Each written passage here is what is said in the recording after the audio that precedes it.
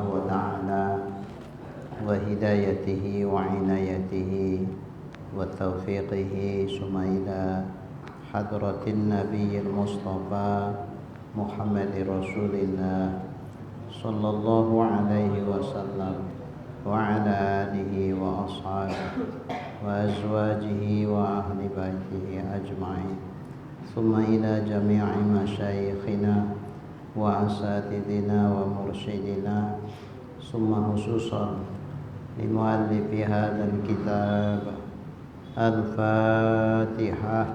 أعوذ بالله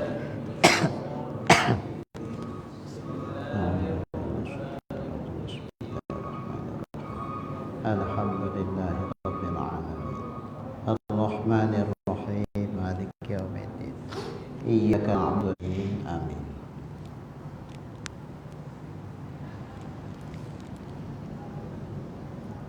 Alhamdulillahi Rabbil Alamin. Wassalatu wassalamu ala ashrafil anbiya'i wal mursalin wa ala alihi wa sahbihi lisawab ya Rabbal Alamin. Dan setengah daripadanya bahwa jangan ada orang yang kena seru, yang diundang, itu undang walimah, yaitu qadhi, dan tiap-tiap yang mempunyai wilayah, mempunyai kekuasaan yang ammah, yang umum, maka tiada wajib atasnya memperkenankan pada tempat pertahanannya. Jadi kalau dia qadhi, sekiranya diundang walimah, yang lalu kan wajib, tapi dengan syarat-syarat. Nah, di antara syarat wajib itu jangan dia qadhi, hakim, atau orang yang punya kekuasaan yang umum, yang ammah. Nah, kalau itu nggak wajib dia memenuhi undangan. Kenapa?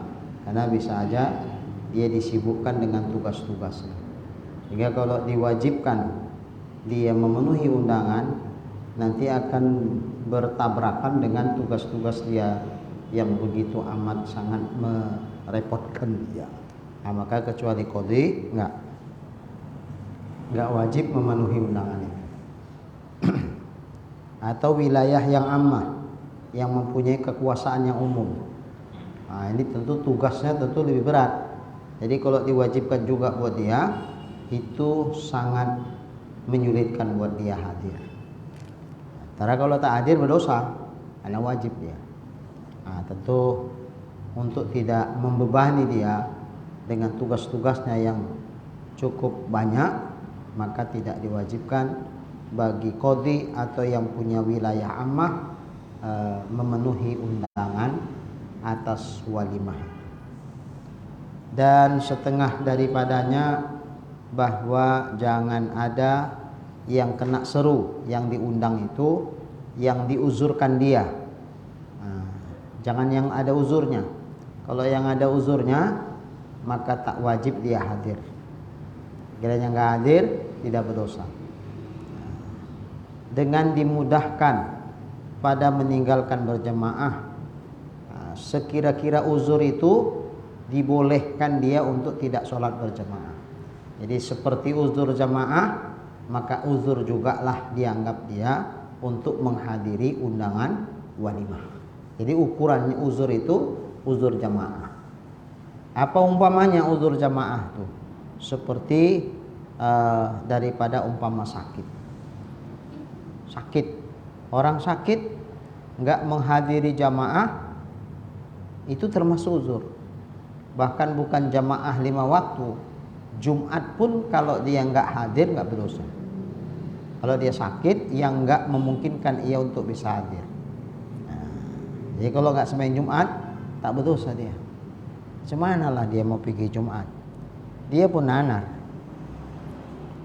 tangannya diimpus, antara sadar tak sadarnya dia pun nanar. Nah, macam mana mau Jumat coba?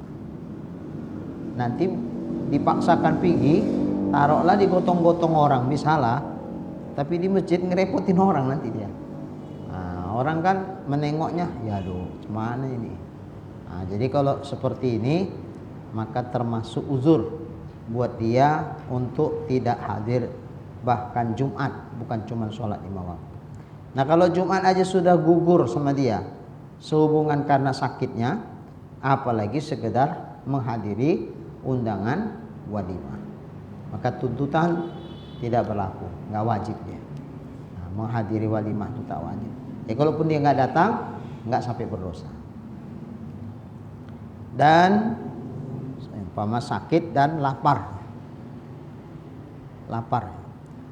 Gitu juga orang yang sangat lapar, waktu masuk, aduh, kayak mana ini? Kalau dia sembahyang dengan kondisi lapar, gelisah hatinya. Di dalam udah berkecamuknya. Setelah makanan sudah terhidang, macam mana ini? Ya makan, walaupun dia ketinggalan sholat berjamaah atau bahkan nggak sempat sholat berjamaah. Maka ini termasuk sesuatu yang diuzurkan. Begitu juga lah undangan walimah. Apalagi walimah kita pula pakai ada acara. Apalagi acaranya markobar. Cumana Pak Sarul? Markobar, awak belum makan dari ikan maghrib. Di begitu masuk isya, diundanglah kita ke situ kan. Aduh, belum makan lagi ini. Kita paham kalau markobar itu lama itu. Maunya kan kalau datang awak terus langsung dihidangkan makanan, makan dulu baru acara markobar, nggak apa-apa lah. Ini enggak, acara markobar dulu baru makan. Makannya jam berapa? Jam 10:30 malam. Dari maghrib Pak belum makan. Sangat menyakitkan itu. Jadi kalau seperti ini nggak hadir pun kita nggak apa-apa itu. Karena kita di posisi yang sangat lapar. Termasuk uzur. Jamaah aja uzur. Apalagi sekedar undangan walimah. Banyak kali pidatonya. Padahal yang dipidatokan pun diulang-ulang itu aja. Tapi kalau nggak dikasih kesempatan dia bercakap, marah. Dia tetuanya. Jadi di situ pula ada penghormatan kepada yang ditua-tuakan di keluarga, walaupun cakapnya itu aja, tapi tetap kasih kesempatan dia bercakap. Gitu Pak Sarul.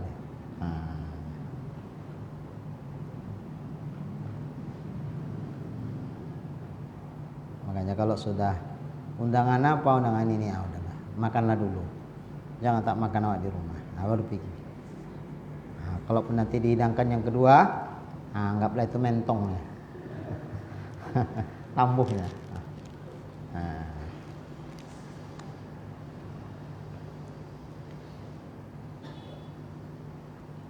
Saya ingat dulu masih lajang-lajang lah.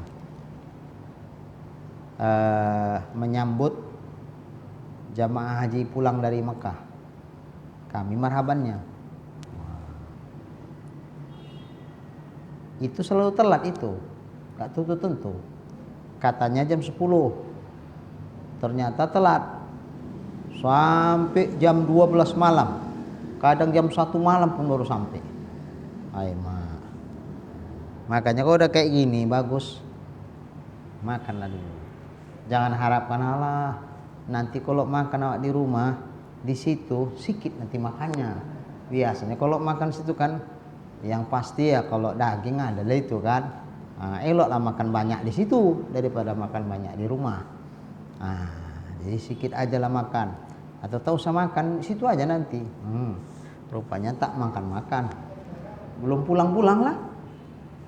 Belum sampai-sampai jamaah hajinya itu. Adalah makanan pembuka, dikasih roti jala, makan dulu roti jala pembukaannya. Awak tak suka roti jala.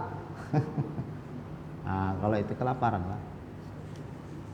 Itu pengalaman dulu si lajang.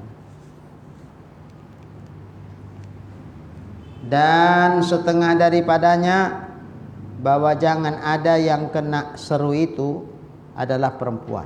Kalau perempuan tak wajib menghadiri undangan. Kalau sekarang Perempuan pula yang paling meriah Iya, kalau undangan ibu-ibu meriah kali. Nah, kadang-kadang sampai menempah baju bagi pun. Kenapa ibu menempah baju? Iyalah, masa undangan itu aja baju awak. Banyaklah baju ibu. Yang itu dipakai undangan di sini. Yang ini udah 3 minggu yang lalu. Yang ini 2 minggu yang lalu. Yang ini seminggu yang lalu. Jadi udah dipakai semua. Belum ada yang baru. Yang baru.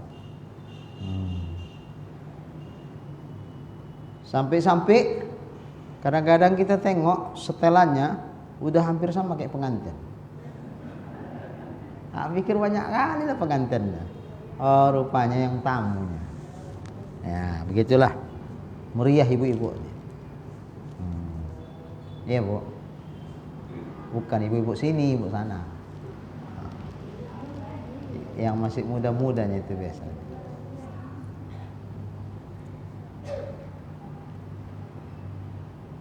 Jadi perempuan tidak wajib hadir. Kalaupun diundang. Bukan tidak boleh hadir.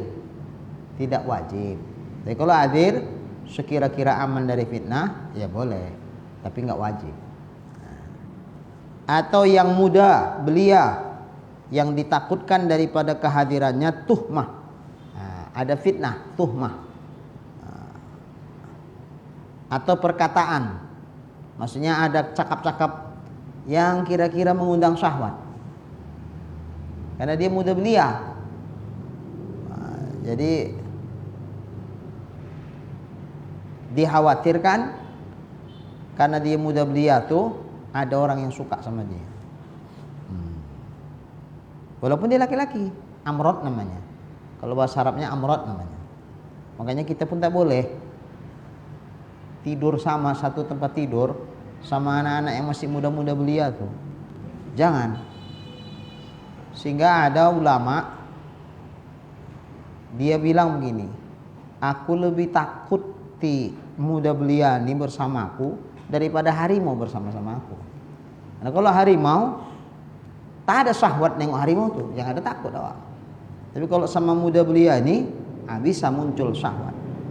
Makanya homo-homo itu kan karena ada kesempatan-kesempatan ini.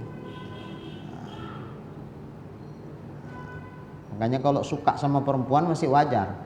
Kalau suka sama laki-laki tak wajar. Jadi anak saya waktu tes ke pondok di Bangil Pasuruan, pondoknya Darul Lughah wa Da'wah, Dalwa. Jadi dites, suruh baca, suruh nulis, baca Quran, gitu-gitulah. Terakhir interview. Salah satu interview tuh ditanya ustadznya, antum suka sama perempuan? Aduh, bingung aku jawabnya Buya kan. Kalau dibilang suka berarti dianggap aku udah pacaran-pacaran. Takutnya nanti nggak diterima pula. Kalau sekolahnya jenjang pendidikan formalnya 1 aliyah dia, kan lajang-lajang tanggung itu kan. Pikirnya udah pacaran-pacaran pula aku. Waduh, nanti nggak diterima lah. Tapi kalau aku bilang nggak suka, disuruh jawabnya jujur. Nggak jujur, nggak diterima juga. Kayak mana ini? Udahlah, jujur aja lah. Mau terima nggak terima terserah lah. Aku bilang aja lah, suka ustadz katanya. Ya udah, kalau gitu antum normal katanya. Tapi kalau antum sampai suka sama laki-laki, antum nggak normal, nggak boleh berpondok sini. Karena di situ kan laki-laki semua laki-laki. Bayangkan itu. Makanya bahaya sebetulnya. Ada sebagian pondok ketika nggak terjaga ini, ya terjadilah penyakit homoseksual itu. Bayangkanlah bertahun-tahun dia di situ, kawannya laki-laki. Makanya di situ dijaga betul. Mandi nggak boleh sama, bilik satu-satu. Jadi masuk 1 orang, nggak boleh sama-sama. Kemudian tidur nggak boleh pakai sarung, wajib pakai celana. Nah, kalau pakai sarung mau tersingkap-singkap tuh lah ya. Dalam kondisi tidur itu mana sadar awak. nampak paha, nampak celana dalam bagi pun bisa. Namanya ini rame. Nah, jadi tidak boleh tidur, wajib pakai training, pakai celana panjang. Tak boleh bekain saja. Begitulah antisipasi orang itu. Supaya jangan sampai terjadi hal-hal yang tidak diinginkan. Termasuk perempuan, bukan hal mustahil. Perempuan sama perempuan terjadi lesbian. Karena ada kesempatan. Bayangkan dari pondok itu rata-rata kalau di Jawa 10 tahun itu baru tamat. Jenjang pendidikannya ibtidai 4 tahun, sanawiyah 3 tahun, aliyahnya 3 tahun. Ini jenjang pendidikan pondok. Kalau pendidikan formalnya berdasarkan ijazah. Kalau dia ijazah di sini tamat aliyah, ya udah ke sana kuliah. Ada kuliahnya kalau di tempat pondok anak saya itu. Kalau dia di sini tamat sanawiyah, ya berarti aliyah. Ikuti aja itu pendidikan formalnya. Ada ijazah formalnya. Nah, tapi kalau untuk menentukan kelas berapa dia di pondok tuh diuji, suruh baca kitab, suruh nulis. Nah, setelah hasil itu dinilai sama ustadznya, cocoknya di kelas mana dia. Wah, ini cocoknya masih ibtidai ini, belum bisa sanawiyah. Sanawiyah pun nanti kasihan, tak terikuti dia, bengong-bengong aja nanti di situ. Nah, cocoknya masih ibtidai. Ibtidainya kelas berapa? Ya, sesuaikan. Jadi nggak heran ada yang udah besar-besar, yang udah aliyah kelas 2, ternyata ketika saat dites cocoknya kelas 2 ibtidai.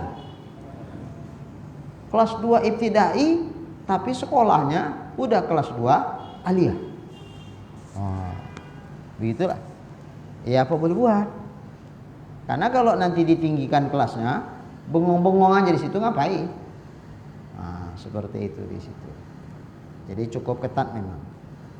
Nah, dia nggak apa ya? Yang penting santri itu paham dapat. Nggak tahan. Ada juga baru 2 bulan cabut, pindah pondok atau pulang. Kenapa? Enggak ini yang ku cari. Ternyata di sini kitab kuning semua. Dia pikir kayak pondok-pondok yang campur, ada umum-umumnya gitu. Pokoknya kitab kuning semua. Ya pas kitab kuning semua. Nah, kalau pas muadalah istilahnya persesuaian, ya. Tapi nggak malah ditekankan kali. Kalau muadalahnya ibarat macam belajar nggak belajar, nggak malah ditekankan kali. Tapi jangan sampai tak hadir waktu ngaji. Jadi muadalah itu sekedar target untuk bisa dapat ijazah, bukan untuk cerdas dalam ilmu umum, enggak. Kenapa? Karena memang ini dibentuk untuk karakter menjadi ulama, bukan untuk didesain menjadi misalnya ahli insinyur itu atau ahli matematik, enggak itu. Makanya kalaupun enggak pala kali ngikutin, enggak apa-apa, ada kemudahan supaya dia fokus kepada kitab kuning ini. Nah, begitu.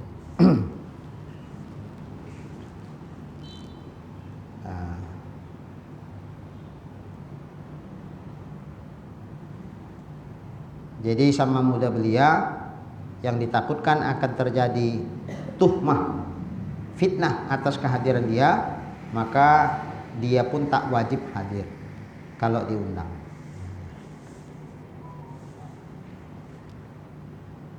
Dan setengah daripadanya bahwa jangan ada pada tempat yang diserukan dia itu, tempat yang kita diundang di acara pesta itu, atau pada jalannya atau jalan yang menuju ke tempat itu, mereka yang menyakiti dengan dia oleh orang yang kena seru. Yang diundang itu ketika saat hadir di tempat itu, jangan sampai ada orang yang menyakiti dia. Kalau dia prediksi kalau aku di situ bakal aku dizolimi oleh si Polan, karena memang dia benci kali sama aku. Begitu nampaknya aku nanti akibatnya dipukulnya aku. Sementara dia kuat, aku lemah, tak berdaya aku nanti dikerjai dia. Nah, kalau ada dikhawatirkan orang itu di situ, maka kita yang diundang tidak wajib hadir. Atau enggak di tempat itu tapi di jalan. Nah, kalau aku pergi juga dicegat orang tuh aku di situ. Habis itu dikerjai orang tuh aku benyok-benyok lah badanku nanti ini. Nah, kalau ada kekhawatiran seperti itu tak wajib dia hadir memenuhi undangan walimah itu. Karena dia akan tersakiti di situ. Karena berseteruan terjadi permusuhan di situ. Atau seumpamanya, atau yang seumpama itu. Atau mereka yang tiada layak sekedudukan dengan dia. Atau kalau dia hadir di tempat itu, dia bakal satu kedudukan, satu tempat duduk, satu tempat berdekat-dekatan dengan orang yang tidak layak, tak selevel sama dia. Nah, sehingga membuat dia jatuh juga harga dirinya. Nah, kalau seperti ini nggak wajib dia hadir, nggak wajib dia hadir di tempat itu, karena menjatuhkan mur'ah dia dengan atas kehadirannya itu. Atau ada di sana itu mereka yang menyukakan manusia dengan keji-keji. Nah, di tempat pesta itu, walimah itu, ada sesuatu yang menyukakan orang tapi dengan perbuatan yang keji. Misalnya apa? Wah, ada keyboard mak lampirnya di situ. Wah, orang sukalah hadir. Yuk. Ada keyboard mak lampirnya situ, enak.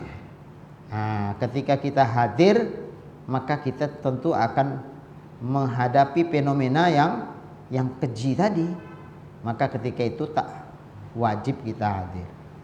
Atau enggak sampai kayak mak lampir lah keyboardnya, cuman yang pasti ya keyboard maksiat lah.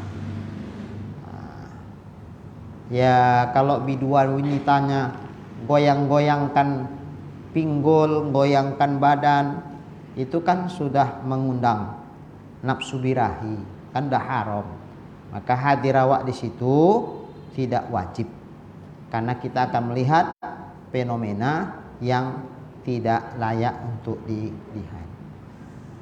Jadi kalau inilah ukurannya, sekarang ini kayaknya macam hampir rata-rata tak wajib kita menghadiri walimah itu. Hanya kalaupun kita hadir, pertimbangannya karena faktor kedekatan aja. Tak enak awak tak datang, sementara dia sudah sendiri ngantar undangan untuk kemari. Dipesankannya lah, jangan tak datang ya Pak Sarul, jangan tak datang Pak Guru ya, acaraku enggak meriah kalau Bapak tak datang. Begitu pula bahasanya. Nah, enggak lengkap kurasa kalau Bapak tak datang. Jadi kumohon jangan tak datang. Bukan kumohon datang, kumohon jangan tak datang. Kan berarti udah ngarep kali dia kan. Ya udahlah, datang lawa. Tapi kedatangan itu tidak karena hukum wajib, karena hukum keterikatan kedekatan aja lah kita sama dia. Jadi syarat termasuk wajib hadir itu di acara walimah kalau tidak ada di tempat itu maksiat. Itulah itu. Kalau masih ada lagi di tempat itu maksiat, maka tak wajib kita hadir. Dan dusta, di situ ada kedustaan. Nah, tapi orang suka pula dengan kedustaan itu. Nah, padahal dusta itu sesuatu yang dilarang. Nah, itu terjadi di tempat itu. Kita hadir di situ, maka tak wajib memenuhi undangan. Karena kalau kita datang ke situ berarti kita syubhat dengan kedustaan itu. Atau di sana itu perempuan menilik kepada laki-laki. Nah, itulah. Sekarang kan udah kayak gitu, udah susah kan? Dipisah, dibilang orang fanatik kali awak. Kalau ada sebagian orang kan dipisah itu, laki perempuan pisah. Mbak jangan bertengok-tengokan agak tinggi pula. Terakhir merepet lah. Mau pulang pun awak mengintip-ngintip istri. Telepon, HP tak angkat-ngangkat. Kenapa? Suara keyboardnya pula meriah kali tak dengar. Terakhir gondok. Lah lain kali kalau kayak gini malas lah kau datang. Merepet orang. Jadi ada datang ke rumah. Kebetulan anaknya ikut kader dakwah yang pahamnya cukup ketat. Tidak boleh campur laki perempuan dalam acara pesta itu. Kemudian jangan ada marhaban, tak usah pakai tepung tawar, tak usah disanding-sandingkan, ditonton-tontonkan orang. Begitulah anaknya, datang ayahnya, kalau memang tak mau kau, usah kau menikah. Apa pula bikin-bikin kayak gitu? Kau pula yang ngatur aku ayah kau. Ayahnya mengaji sama kita, anaknya pun di samping ngaji kader tadi, ngaji juga sama kita. Terakhir ayahnya datang mengadu, kemudian anaknya pun datang mengadu. Jadi saya kasih solusi jalan tengah, mbak kena dua-dua. Kalau marhaban, di mana salahnya marhaban menurut kamu? Kau kan tahu marhaban itu apa? Puji-pujian buat Nabi. Masa puji-puji Nabi di acara itu salah? Gimana salahnya? Nah, kalau tentang ini pula, kau mesti nurut sama ayahmu. Ya. Tepung tawar. Itu kan adat istiadat saja. Tapi di mana salahnya? Kalau misalnya ada sesuatu yang mubazir, yang mubazir itu nggak usah. Misalnya buang-buang beras, Ustaz. Ya, sebetulnya dibilang dibuang-buang pun tidak. Nanti habis acara disapu, kasih ayam. Yang mubazir itu kalau dibuang tak ada dimanfaatkan. Nah, itu mubazir. Kalau untuk ngasih makan ayam kan nggak mubazir. Nggak usahlah kita bikin tepung tawar, beras, kemudian kita taburkan ke ayam, dimakan ayam. Mubazir itu kan enggak. Nah ini pun kira-kira niatkan aja lah begitu. Memang ditabur-taburkan beras nih, dikuning-kuningin, tapi habis itu nanti dikumpul kasih ayam. Kan nggak ada yang terbuang percuma. Nah, tapi kalau kau tak mau pun kayak gitu, bikin apa namanya, apa pinang, apa bunga pinang tuh, bikin itu. Kalau tak mau kau kali seperti itu, kau fanatik kali kau, bikin kayak gitu. Intinya saya cari jalan tengah. Kemudian perkara disandingkan, tak usah di luar. Jadi kesannya tidak ditonton-tontonkan, bikin di dalam ruangan, ruang tamu. Bikin pelaminannya ruang tamu. Duduk kau berdua sama suamimu, masa haram? Kan duduk setelah nikah. Ada kan pula masa duduk haram? Karena orang tuh nggak ada duduk-duduk. Nggak ada pelaminan-pelaminan. Jadi terakhir orang asal datang, mana pengantinnya? Mana pengantinnya? Tak tahu. Rupanya pengantinnya udah duduk sama tamunya situ. Pikir orang tamu juga. Nah begitulah orang tuh adat kebiasaan. Jadi saya bilang kalau pun duduk lah rupanya. Masa duduk sama laki istri nggak dibolehi. Mbak jangan terkesan ditontonkan orang, bikin di dalam. Siapa tamu datang nak menyalami, udah sambut. Tapi kau raja hari itu. Raja pula duduklah singgah sana, walaupun cuma satu hari. Dah. Perkara ini dipisah. Jangan tinggi-tinggi pisahnya. Memang kadang-kadang ada betulnya juga ibu. Akan jalan. Saya pun risih kalau undangan. Tamunya pas banyak-banyaknya. Di depan awak perempuan. Kadang-kadang ketika kita nggak bisa sama istri kita, agak ke belakang istri kita atau ke depan istri kita, muka belakang perempuan semua. Mending kalau pakaiannya elok, karena pakaiannya nggak elok, ngantri gini lah, awak ustadz coba lah. Ada juga tak sedapnya, cuman karena terpaksa kau boleh buat lah. Tapi ada yang paham.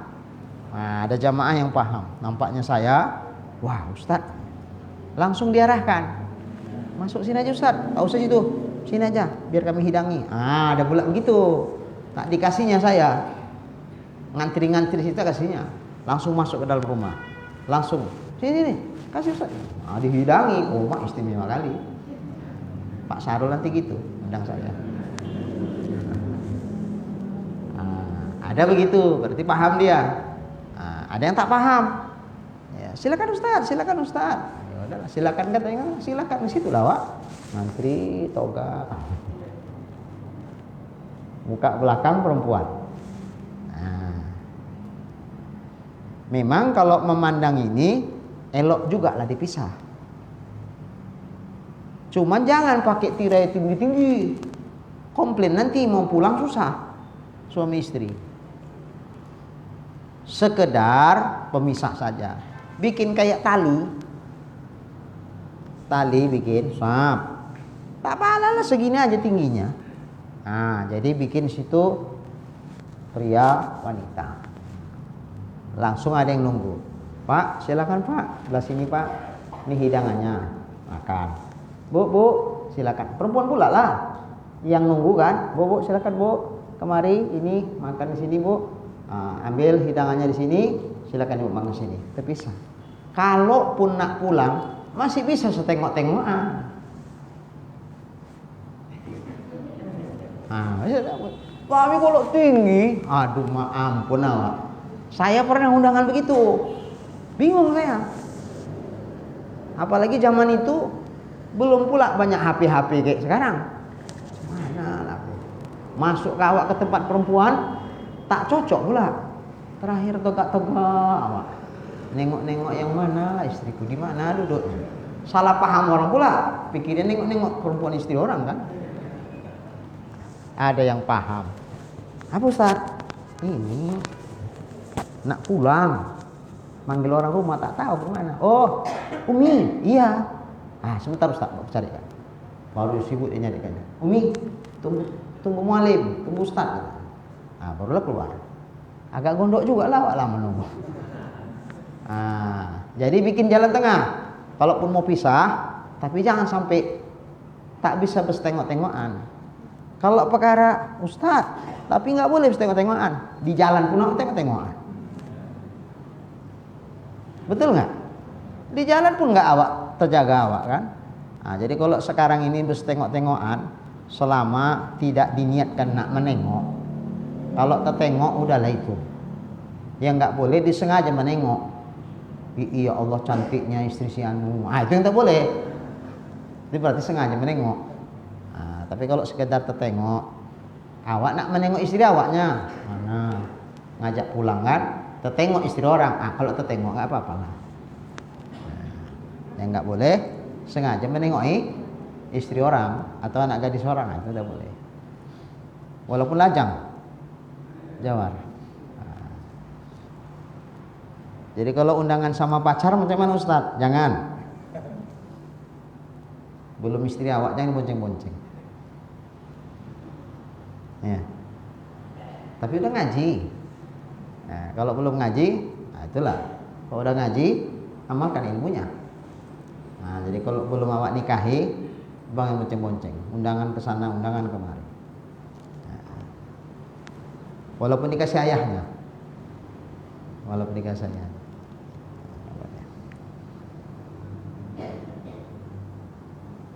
Atau alat permainan didengarkan dia. Itulah musik. Sekarang mana ada yang tak berkeyboard kan? Rata-rata berkeyboard. Maka tak wajib kita hadir. Atau diketahuinya bahwa dipukul alat permainan pada waktu itu. Atau dia tahu ada alat permainannya, ada alat musik yang bakal dimainkan nanti di sana. Macam kita keyboard lah, kira-kira gitu. Kalau tahu kita ada alat musik yang bakal dimainkan, maka kita pun tidak wajib hadir. Bukan tak boleh hadir, tak wajib hadir. Kalau tak boleh hadir dalam artian haram, ya banyak berdosa aja lah kita. Kan? Jadi bukan tak boleh hadir, tapi tak wajib hadir. Jadi kalau nggak hadir nggak berdosa maksudnya. Makanya kalau udah ukurannya zaman sekarang hampir rata, nggak wajib lah kita. Saya bilang tadi faktor karena kedekatan aja. Itu membuat kita hadir, bukan karena faktor hukum wajibnya. Dan bahwa tiada ada di sana itu yang mungkar, sesuatu yang mungkar, yang diingkari oleh agama, yang nggak dibolehkan oleh agama, yang maksiat lah, yang dosa. Kalau ada di situ, maka tak wajib kita hadir. Apa contoh? Seperti hamparan yang diharamkan dia. Dibikin di situ tempat duduknya kain sutra. Kita laki-laki kan haram pakai baju sutra, pakai ambal sutra, pakai spray dari kain sutra, pakai sarung bantal dari kain sutra. Laki-laki nggak boleh, perempuan boleh, laki-laki tak boleh. Jadi kalau adalah hamparan, kita bilanglah karpetnya itu dari sesuatu yang diharamkan seperti dari kain sutra, maka ini berarti ada sesuatu yang mungkar di situ. Nggak wajib kita hadir, karena kehadiran kita menjadikan kita berdosa di situ. Atau rupa-rupa binatang yang tertinggi pada sakop. Sakop itu atap. Ada gambar-gambar binatang. Walaupun rupa di sini ada yang mengatakan yang timbul, bukan gambar. Beda gambar, beda timbul.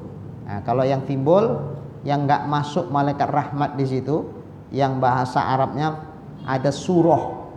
Tentang surah ini beda pendapat ulama.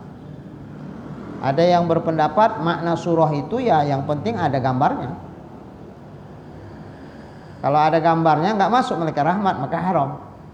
Makanya ulama-ulama dulu dipoto pun tak mau, kecuali pas foto yang nggak nerima hidup. Kalau pas foto kan nggak ada orang hidup separuh badan kan. Kalau ini mau dia. Tapi kalau dipoto dalam artian yang bisa hidup, walaupun kaki nggak nampak, tapi di atas kaki ini nampak semua, nggak mau. Ulama-ulama dulu warok-warok. Kalau curi-curi nggak jadi. Yalah, walaupun tak izin tuan tuh dipoto untuk kenang-kenangan, ku foto aja lah, diam-diam. Karomahnya lah barangkali, karena dia nggak suka dipoto, ternyata dicucikan tak jadi. Tak jadi. Ini saking waroknya begitu.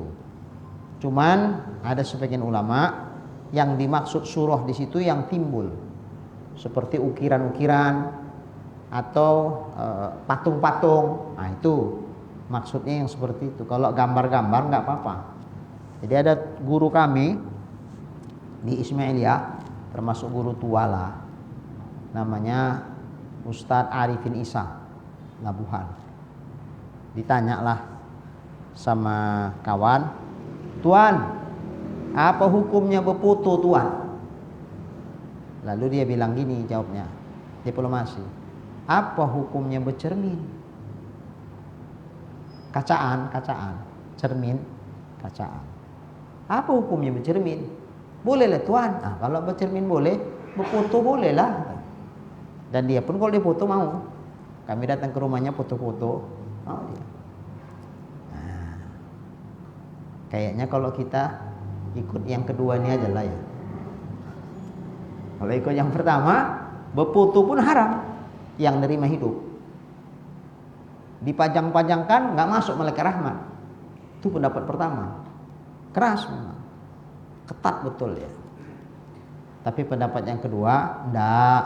Surah dalam hadis itu maksudnya bukan gambar, surah dalam hadis itu yang timbul kayak ukiran-ukiran.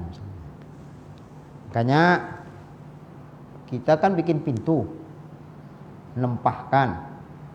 Jadi dibikinlah ukiran di pintu itu. Burung, kepalanya ada, sayap-sayapnya ada, kakinya pun ada. Karena dia muncul ukiran, timbul, inilah surah. Kalau itu enggak khilafiyah itu. Jadi macam mana ini? Ya kalau kita biarkan aja, enggak masuk malaikat rahmat. Malaikat rahmat, kalau malaikat Israel masuk. Jadi enggak masuk malaikat rahmat, ini cerminan Allah tidak mencurahkan rahmatnya di rumah tuh. Jadi macam mana ini?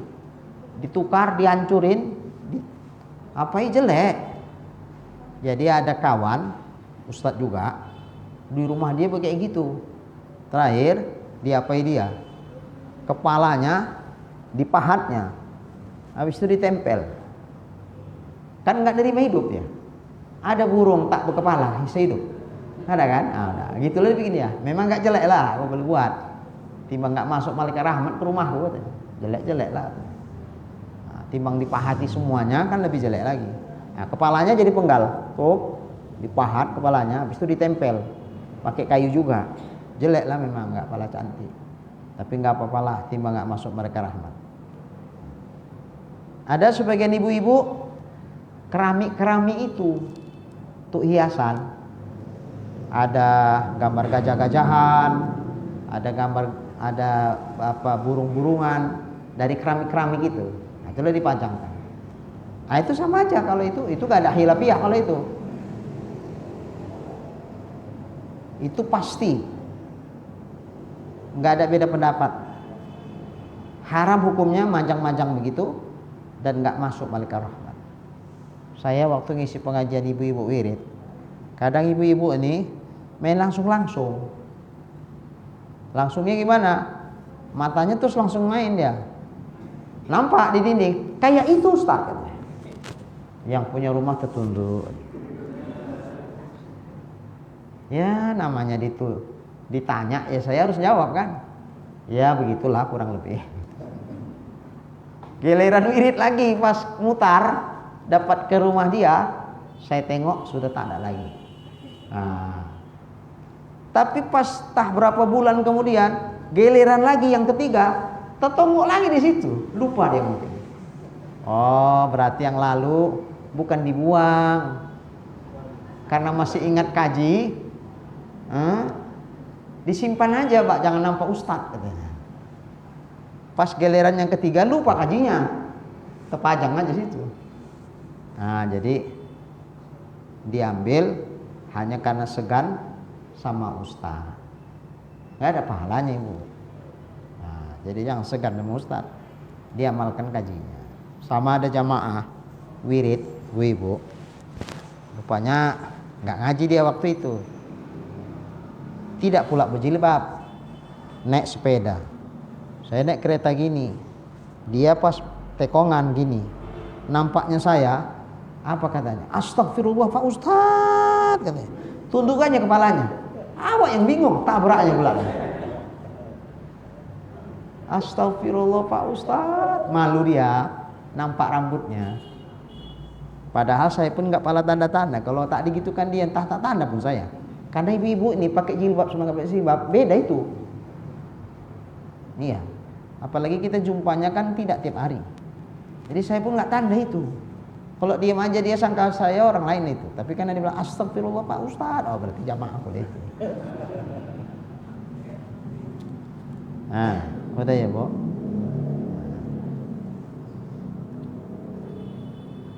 Atau rupa-rupa binatang yang tertinggi pada sakap, pada atap.